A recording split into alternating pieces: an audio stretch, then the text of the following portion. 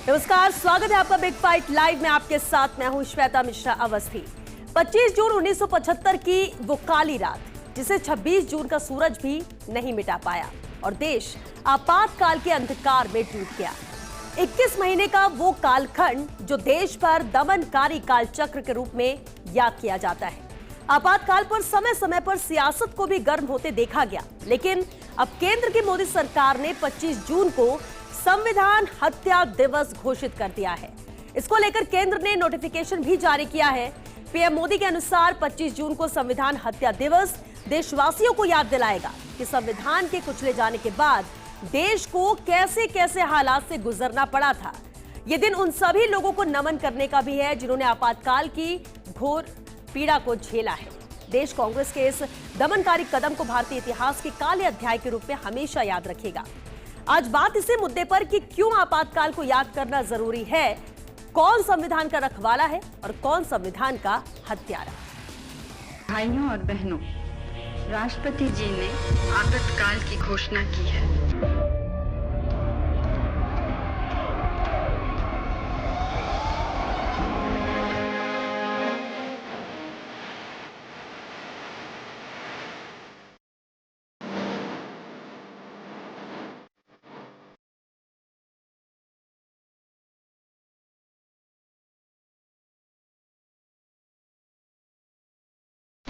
Always keep aware that what Congress party has done to Samvidhan and Prajaprabhuत्व.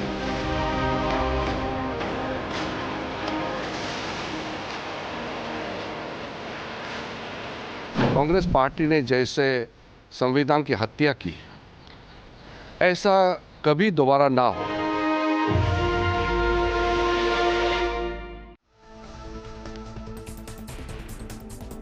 और चलिए इस खास मुद्दे पर चर्चा के लिए खास मेहमान हमारे साथ जुड़ चुके हैं। सबसे पहले इनसे रूबरू करा दें आपको। हमारे साथ प्रताप राव जी है, प्रवक्ता है बीजेपी से। बहुत स्वागत है प्रताप राव जी आपका। हमारे साथ चर्चा में आरसी चौधरी जी भी शामिल हुए, महासचिव है पीसीसी से। बहुत स्वागत है आरसी जी आपका। साथ ही एके जैन सर भी हमारे साथ है, वरिष्ठ अधिवक्ता है। एके जैन जी आपका बहुत स्वागत है। और एसपी मित्तल जी भी हमारे साथ चर्चा में जुड़े हैं, राजनीतिक विश्लेषक है। एसपी मित्तल जी आपका भी बहुत स्वागत है, क्योंकि बेहद अहम मुद्दा चर्चा की शुरुआत करें। एके जैन सर आपसे शुरुआत करेंगे, क्योंकि राजनीतिक रूप से हम इसकी वजह क्या प्लस क्या माइनस या किस तरह से इस फैसले को देखा जाए उस पर बात करें। उससे पहले जब हम कानून की बात करते हैं, जब हम संविधान की बात करते हैं, नियम और वजह साफ है, स्पष्ट है। उसमें आपातकाल लगा सकते हैं तो किस स्थिति में लगा सकते हैं। लेकिन 1975 में आपातकाल लगा और अभी जब संसद का सत्र शुरू हुआ तो भी इसी से शुरुआत हुई थी। पीएम मोदी ने इसे लेकर कहा। 25 जून के दिन के में भी हमने देखा संसद में किस तरह से बहस हुई, एक दूसरे के ऊपर सवाल भी उठाए गए। लेकिन आज जो ये फैसला लिया गया केंद्र सरकार की तरफ से, संविधान हत्या दिवस के तौर पर इसे मनाया जाएगा, इसे कैसे देखते हैं? देखिए, सबसे बड़ी बात, आज जो भी फैसला है तो एक राजनीतिक मामला है जी। इसका संविधान से सीधा या अप्रत्यक्ष रूप से कोई लेना देना नहीं। जहां तक आपातकाल के प्रावधानों का प्रश्न है, शायद आपको ध्यान नहीं होगा, हिंदुस्तान में सबसे पहले आर्टिकल 352 का प्रयोग हैदराबाद और जूनागढ़ के लिए किया गया था 1950 में, जब हमारा संविधान ताजा ताजा आया था। जब धारा 352, 356 और 360 जो वित्तीय आपातकाल है और जो 352 है वो राष्ट्रीय आपातकाल है, और 356 है कि जब राज्यों में हम स्टेट की कोई मशीनरीज फेल हो जाती है उसके लिए जाता है।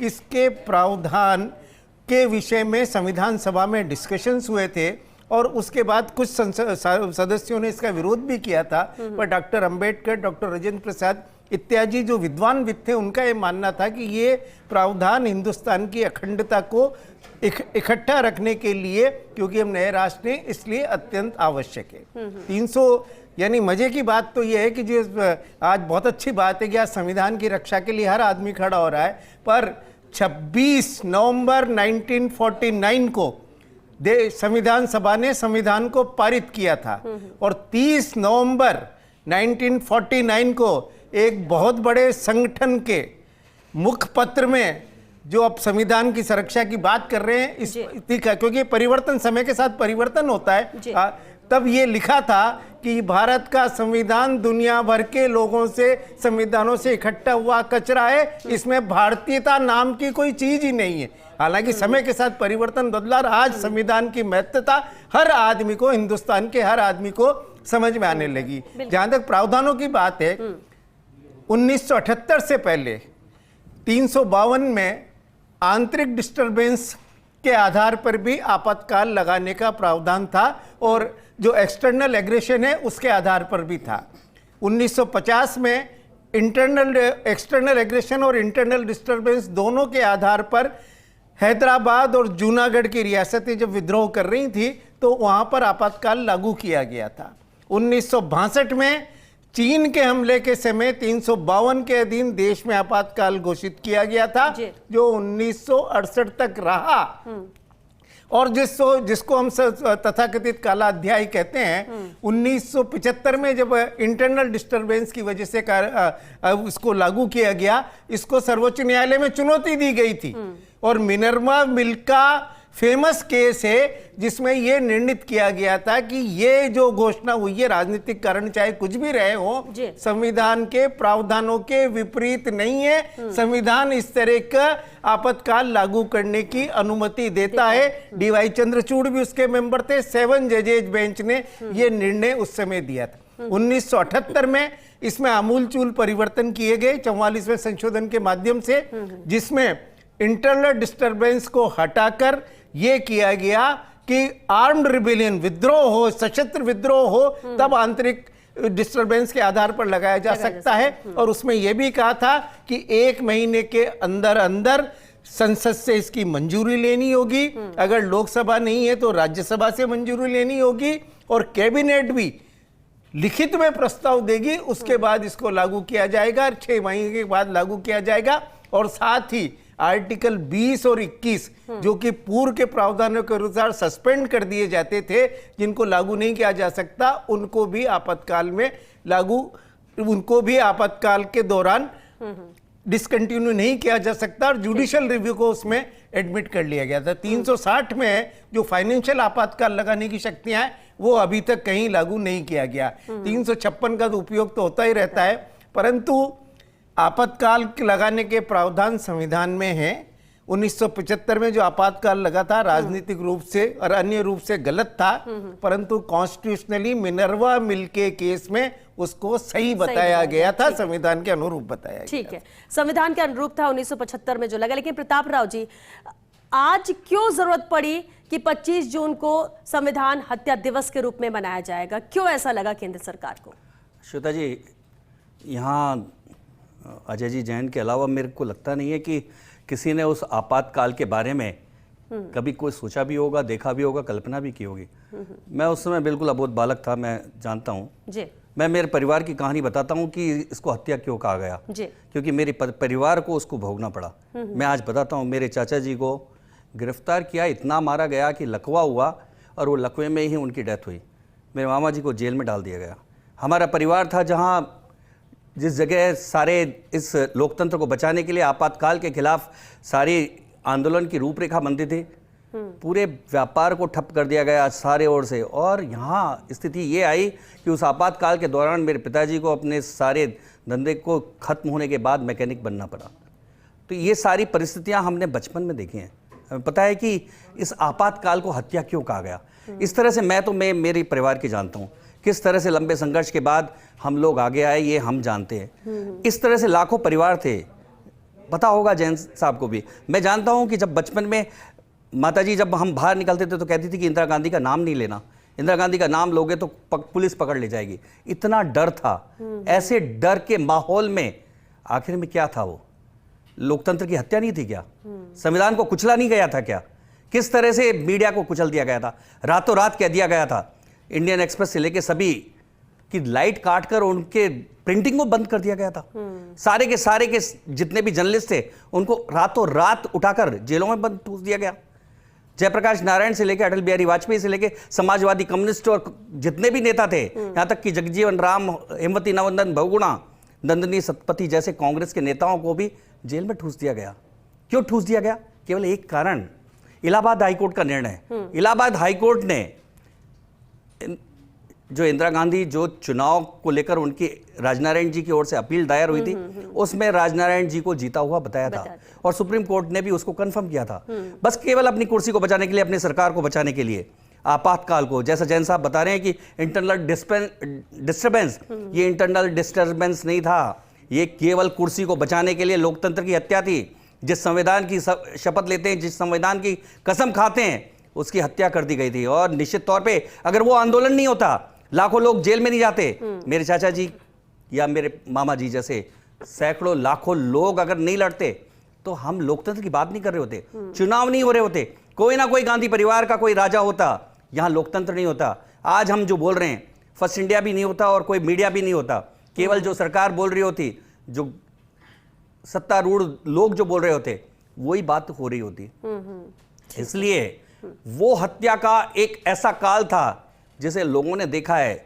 ये हमारी आने वाली पीढ़ी को पता लगना चाहिए, क्योंकि ये पीढ़ी को पता नहीं है कि आखिर में जब संविधान को इस तरह से रोक दिया जाता है, लोकतंत्र को इस तरह से कब्जे में कर लिया जाता है, तो क्या होता है नागरिक अधिकारों का, किस तरह की परिस्थितियां बिल्कुल प्रताप जी, और क्योंकि आपने आप बीती भी बताई और इसी का जिक्र प्रधानमंत्री नरेंद्र मोदी ने भी जब एक्स पर पोस्ट किया इस फैसले के बाद कि ये क्यों जरूरी है, उन्होंने इसका भी जिक्र किया। लेकिन आरसी जी, संविधान बचाने की बात कांग्रेस लगातार करती रही है। राहुल गांधी या दूसरे सांसदों ने भी संविधान को हाथ में लेकर शपथ यहां पर ली, और अब 25 जून जब आपातकाल लगा, संविधान हत्या दिवस के रूप में मनाया जाएगा, ये केंद्र सरकार ने फैसला किया।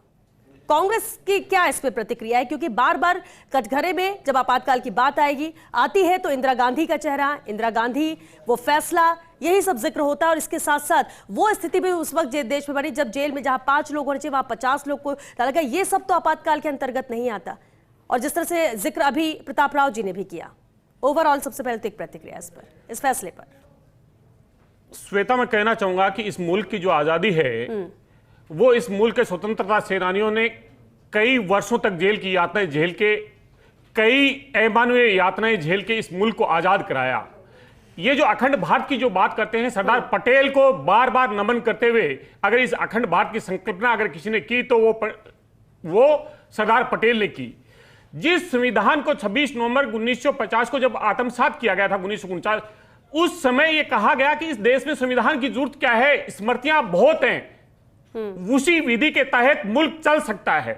जो राइट विंग के लोग थे, जो जिन्ना की मजार पे जाके जो नमन करते हैं और पश्चाताप करते हैं कि हिंदुस्तान के संविधान को आज तक हम कुचल नहीं पाए, वो ताकतें संविधान को हत्या दिवस जो कह रहे हैं, वो 2014 में संविधान की हत्या प्रतिदिन शुरू हुई थी। संविधान की हत्या तब शुरू हुई जब इस देश के अंदर सुप्रीम कोर्ट के सिटिंग जज आके ये कहते हैं कि केंद्र की सरकार सुप्रीम कोर्ट के कार्यों में इंटरवीन कर रही है। जब आरबीआई का जो बोर्ड है वो मना करता है, उसके बावजूद प्रधानमंत्री 8:30 बजे आके और देश के अंदर नोटबंदी लागू कर देता है। यह संविधान की हत्या उस दिन होती है जिस दिन 3 काले कानून लाए जाते हैं और 750 किसानों को अकाल मौत सुला दिया जाता है। यह संविधान की हत्या उस समय होती है जब सीबीआई के कार्यालय पे आधी रात को दिल्ली पुलिस और सीआरपीएफ के द्वारा छापा मार के वो फाइलें निकाली जाती है जो अपने चहेतों को बचाने के लिए काम किया जाता है। यह संविधान की हत्या उस समय होती है जब चुनाव आयोग अपनी प्रेस वार्ता को स्थगित करता है और देश का प्रधानमंत्री पहले संबोधित करता है और उसके बाद में होती है। यह संविधान की हत्या उस समय होती है जब हमारे संवैधानिक जो संस्थान हैं, जो हमारे विश्वविद्यालय हैं, उन पे जब हमला होता है। यह संविधान की हत्या उस समय होती है जब इस देश के अंदर अनुसूचित जनजाति के लोगों पे भारतीय जनता पार्टी के नेताओं के द्वारा पेशाब किया जाता है, जब मणिपुर के अंदर बेटियों को घुमाया जाता है और प्रधानमंत्री मणिपुर का बोल रहे हैं पिछड़ा रखने वाली कांग्रेस है, उनके अधिकारों का हनन करने वाली कांग्रेस है, उनको गरीब नहीं, बिल्कुल गलत आरोप नहीं चाहिए, गलत आरोप नहीं स्वीकार होगा, गलत आरोप नहीं स्वीकार होगा, गलत बात नहीं स्वीकार होगी। झूठ बोलने की आदत इतनी है, इन्होंने लोकतंत्र कुचला, इन्होंने संविधान कुचला, बात करते हैं संविधान की, लोकतंत्र को करते हैं, लोगों को गरीब रखते हैं। देश में गरीबी के कारण केवल कांग्रेस रही, देश को पिछड़े रखा, देश को कभी आगे नहीं बढ़ने दिया इस कांग्रेस ने। आरसी जी एक सेकंड, प्रताप राव जी एक सेकंड, आरसी जी आप जो बोल रहे हैं, हाँ नहीं बिल्कुल उसमें जवाब आपसे लेंगे ना, एक एक करके होंगे तब आपका जवाब भी सुन सकेंगे। आरसी जी आपने एक बात कही, आपने अलग अलग बातें कही कि 2014 से ही संविधान की हत्या हो रही है, लाख आप अलग अलग मुद्दे कह दें, लेकिन जो तारीख 25 जून कह दी गई संविधान हत्या दिवस के रूप में, कांग्रेस इसे कैसे देखेगी? आप लोग संसद के अंदर भी आपातकाल को लेकर भी आपने सवाल उठाए थे कि कैसे कहा जा रहा है, क्यों बात की जा रही, बहुत सारे मुद्दे, लेकिन 25 जून तारीख तो यहां पर फिक्स कर दी गई। अब आप लाख इन फैसलों को लेकर बातें करते रहे, लेकिन उसमें भी कुछ, इस पर मैं आपसे जवाब लूं, लेकिन हमारे साथ राजनीतिक विश्लेषक भी जुड़े, एक रिएक्शन उनका भी ले लेते हैं। एसपी मित्तल जी हमारे साथ लगातार बने। एसपी मित्तल जी, अब देखिए, आपने सुना आरसी जी का कह रहे हैं कि 2014 के बाद से हर दिन संविधान की हत्या और कैसे हुई, अलग अलग फैसलों का जिक्र कर रहे हैं। यहां पर प्रताप राव जी ने भी कहा क्योंकि ये दंश झेला हुआ है खुद परिवार ने, उसका भी उन्होंने जिक्र किया, और ऐसे देश में बहुत सारे परिवार ऐसे भी हैं। लेकिन सवाल इसलिए भी उठ रहा है कि आज ही क्यों? 25 जून हर साल आती है, 10 साल से लगातार सरकार है, इस पर फैसला लिया जा सकता था, लेकिन यह फैसला आज ही क्यों? क्या वजह आपको लगती है? आपका विश्लेषण क्या कहता है इस पर?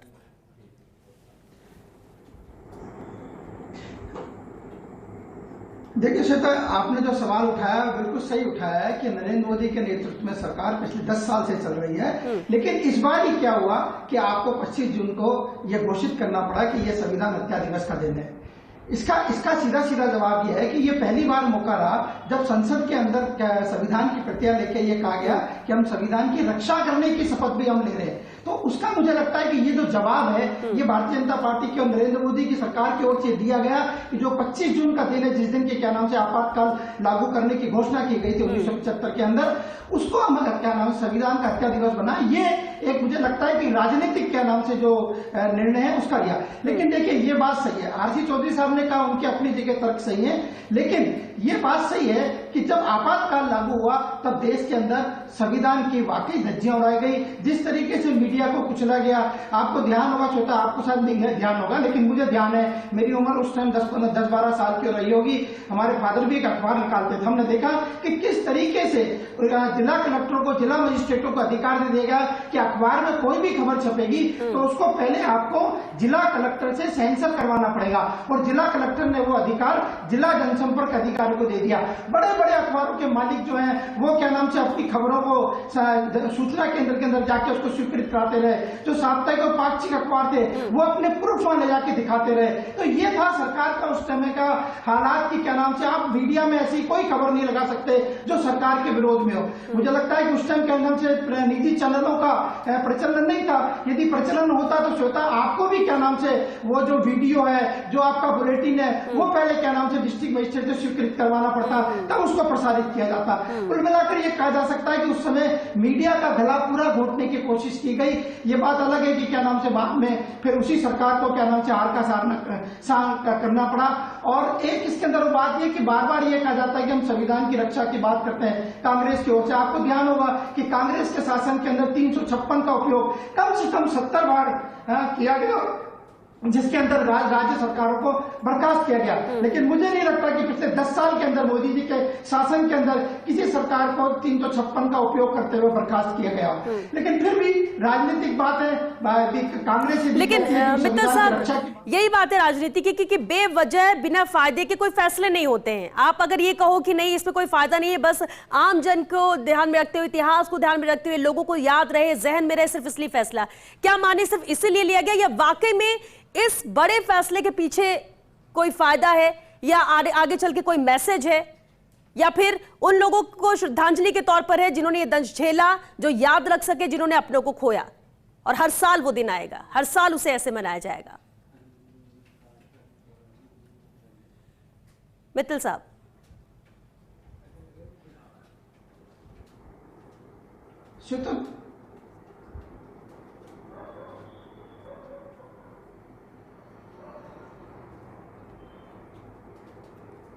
अब तक आवाज आ रही है इसमें? मित्तल जी, आपसे ही सर जवाब है चाहिए।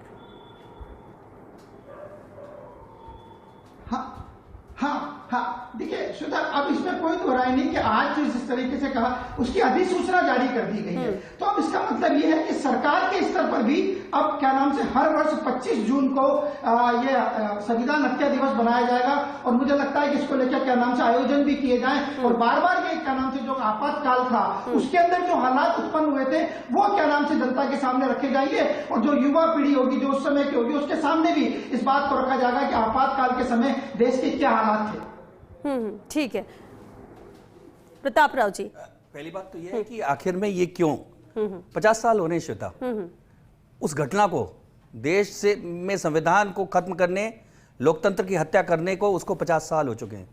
50 साल में इसलिए ये निर्णय जो हुआ है 50 साल के इस अवसर पे किया गया है कि देश की आगे आने वाली पीढ़ी को पता तो लगे। क्योंकि मैं जानता हूं कि मेरे यहाँ जो गांव में, मैं गांव में था, तो एक दिन गांव में कोई कर्मचारी नहीं आए, लोग नहीं आए, तो पता लगा कि सारे के सारे गांव वाले जंगल भाग गए हैं, क्योंकि नसबंदी के कारण डर के लोगों के, पुलिस का आतंक ये था, गांव के गांव खाली हो गए थे, छोटे छोटे बच्चों को पकड़ के नसबंदी कर दी गई थी, बूढ़ा हो चाहे जवान हो, ये था वहां उस समय लोगों ने डंस जेड़ा। उसके बाद कई निपुते वैसे ही मर गए क्योंकि उनकी नसबंदी कर दी गई, केवल रिकॉर्ड दिखाने के लिए। उस समय बड़ा नारा था नसबंदी के 3 दलाल, इंदिरा, संजय, बंसीलाल, और ये बड़ा नारा हुआ था। किस तरह से देखिए आम लोगों की जिंदगी में किस तरह से दखल किया गया, आम लोगों की जिंदगी को कुचल दिया गया। मैं तो मेरे परिवार की बता रहा था, ऐसे लाखों परिवार होंगे जिन्होंने लोकतंत्र के लिए लड़ाई लड़ी, ठीक है उनके साथ हुआ, लेकिन आम लोगों ने, आम लोग जो कि राजनीति में नहीं थे, आम लोग जो किसी सरकार के खिलाफ नहीं थे, उनके अधिकारों को क्यों कुचल दिया गया?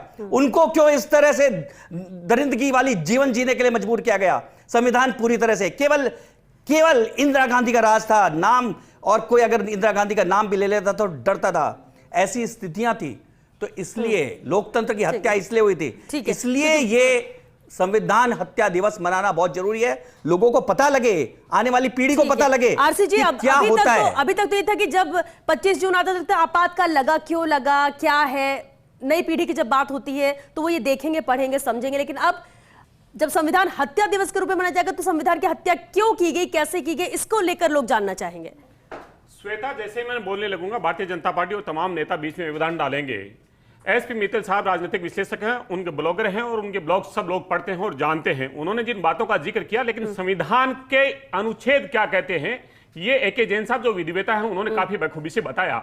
मैं कहना चाहूंगा, ये जब मुल्क आजाद हुआ था तब मुस्लिम लीग और जनसंघ मिलके सरकारें बना रहे थे, दोनों चरमपंथी ताकतें थी। ये देश 3 दिसंबर 1971 को जब युद्ध झेल रहा था, पाकिस्तान के साथ लड़ाई लड़ रहा था, उस समय इस देश को अपदस्थ करने की रणनीति विपक्ष के द्वारा और उस विचार के द्वारा जो चरमपंथी सोच थी उसके लिए अपनाई गई।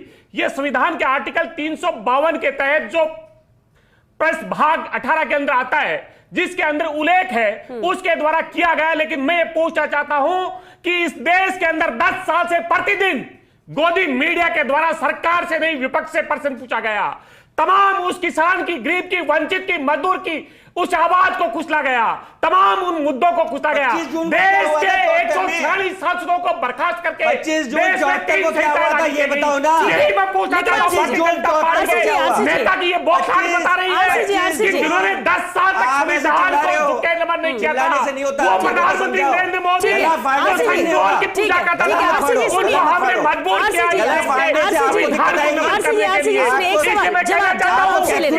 की पूजा करने वालों को देश के 146 बेबस और विवश कर दिया। चिल्लाने से झूठ सत्य नहीं होता, चिल्लाने से झूठ सत्य होता। इंदिरा गांधी भी चिल्लाई थी, लेकिन झूठ था। एक सेकंड सुनिए आरसी जी, इसी में आपसे क्या होता है? नहीं, एक सेकंड चिल्लाओ नहीं, मेरे सवाल का जवाब तो दीजिए, सवाल का जवाब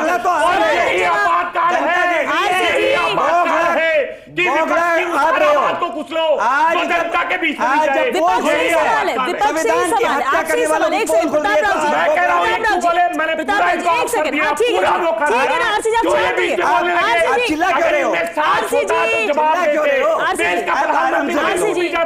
और पाकिस्तान प्रधानमंत्री की बेटी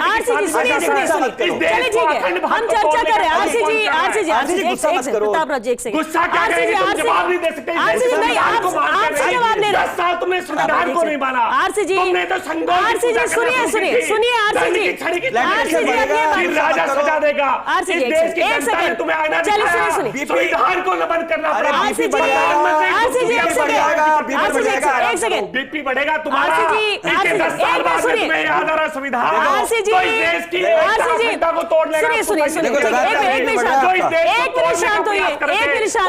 आरसी जी एक मिनट प्रताप राव जी रहने, ठीक है आरसी जी, आपने अपनी बात रखी, बस क्योंकि वक्त खत्म हो गया, एक लाइन में जवाब ये कि ठीक है, इन्होंने तो घोषणा कर दी, संसद में आप भी मजबूती के साथ इस बार विपक्ष, कांग्रेस भी पुरजोर तरीके से हर चीज पर आवाज उठा रही है, संविधान हत्या दिवस को लेकर अब आगे कांग्रेस की भी क्या कोई रणनीति है? कांग्रेस कुछ कहेगी, करेगी, या फिर आम जनता के बीच जाएगी, या फिर अपनी बात रखेगी? एक लाइन में जवाब। देश देख रहा है कि 10 साल में जिस प्रधानमंत्री ने संविधान को नमन नहीं किया था, वो संविधान को नमन करने को मजबूर किया है।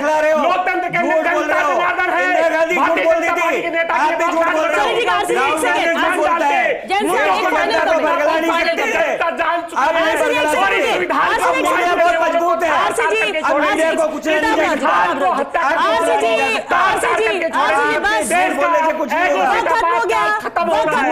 झूठ बोलने से कुछ नहीं होगा। संविधान की बात है, 1978 में संशोधन करने के बाद भी आपातकाल के प्रावधान नहीं हटाए गए। उसके बाद 10 साल तक सरकार है, बीच में 7 साल अटल बिहारी वाजपेयी की सरकार थी। किसी भी सरकार ने आपातकाल के प्रावधानों को नहीं हटाया। किसी प्रावधान का दुरुपयोग हो सकता है, परंतु दुरुपयोग होने के कारण संविधान की हत्या कहना अपने आप में न तो उचित है, क्योंकि आज भी 352 है। यदि किसी को आपातकाल से नाराजगी है तो धारा 352 को डिलीट करना चाहिए। राजनीतिक उपयोग संविधान का किया जाना पूर्णतया गलत है। बिल्कुल ठीक है, क्योंकि वक्त खत्म हो चुका। बहुत शुक्रिया आप सभी का इस चर्चा में शामिल होने के लिए।